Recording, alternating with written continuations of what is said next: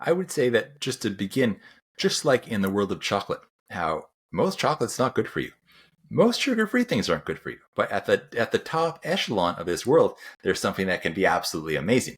Same with the world of sugar-free sweeteners. We're not talking about using ACE-K or sucralose or aspartame or any of these kind of things. No, not using sorbitol, which causes disaster for so many people.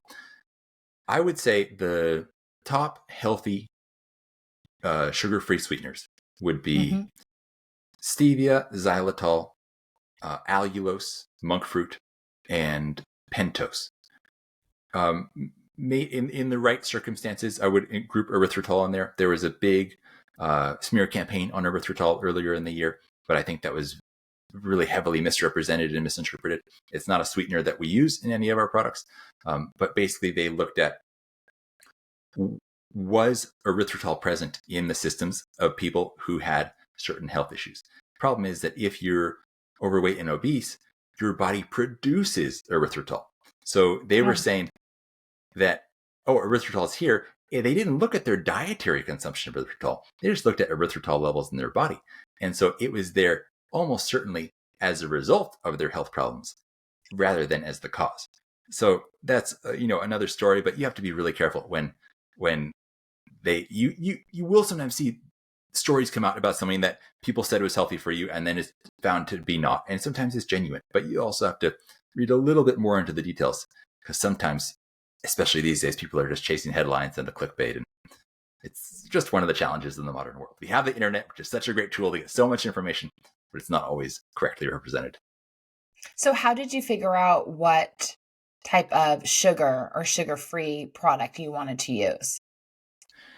So I opted in our chocolates for the combination of birch xylitol, and specifically from birch because you can also get xylitol made from corn. But then you have concerns about being genetically modified corn or being glyphosate sprayed. So we get it exclusively made from birch trees. And then we also use a special non-bitter organic stevia.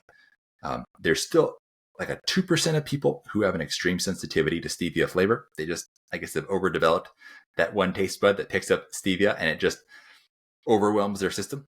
But most people who even come to us and say, I don't like stevia, they try our chocolate and like, oh, that doesn't taste like stevia. And so it can be done in a really clean tasting way.